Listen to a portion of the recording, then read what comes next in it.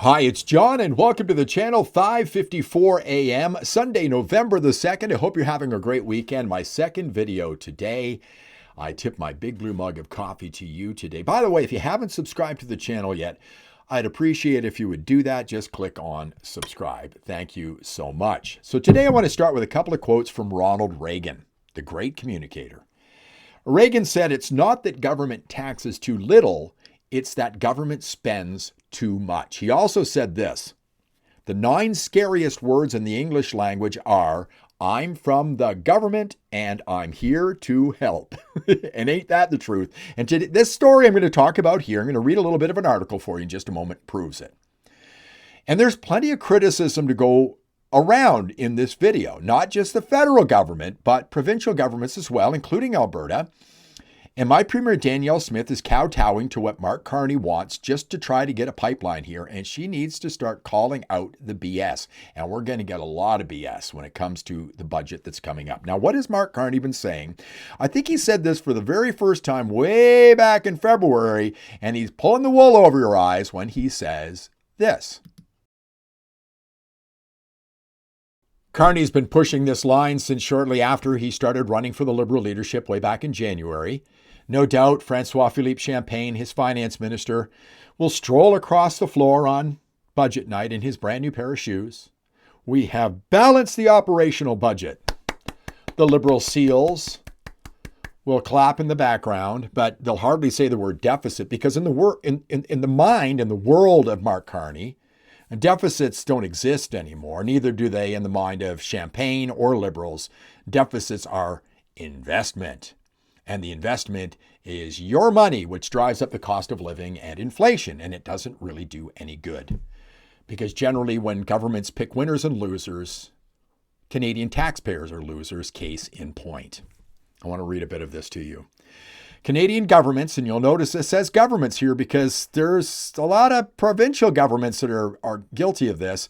They spent $158 billion on green economy, but created only 68,000 jobs. Let me read a bit of this, and I think it's important to read. Green economy jobs created in the last 10 years cost Canadian governments an estimated $2.32 million per position, totaling $158 billion in 2024 dollars. Research from 2 new Fraser Institute reports found the federal government and the governments of Canada's 4 biggest provinces, Ontario, Alberta, Quebec, and BC, only created an estimated 68,000 jobs despite the significant amount of taxpayer money expended on climate change mitigation programs, investments, and tax incentives. The study analysis found federal support rose from just $600 million in 2014-15 to $23 billion in 24-25, growing 38 times larger.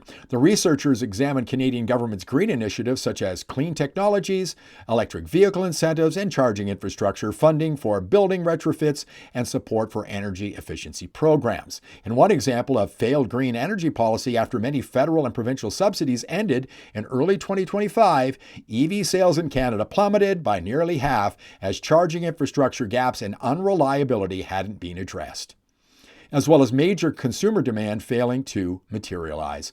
This was coupled with the second Trump administration's dismantling of his country's key low-carbon and green energy initiatives, influencing the environmental policy direction of countries around the world. Provincial green spending also increased substantially from $2.2 billion in 2014-2015 to $10.6 billion in 24-25, nearly increasing by a multiple of 5. The funding represents yet another instance where governments picking winners and losers in the market does not create the jobs and widespread economic benefits policymakers say it does. Now listen to this. It's going to sound familiar in just a second. Throughout his term in office, Prime Minister Justin Trudeau claimed shifting to a low-carbon economy would bring Canada a prosperous future for all. You're going to hear that a lot during the budget. Quote, "Canada understands that if you don't have a plan to tackle climate change, then you don't have a plan to create jobs and economic growth," unquote, Trudeau said back in 2021.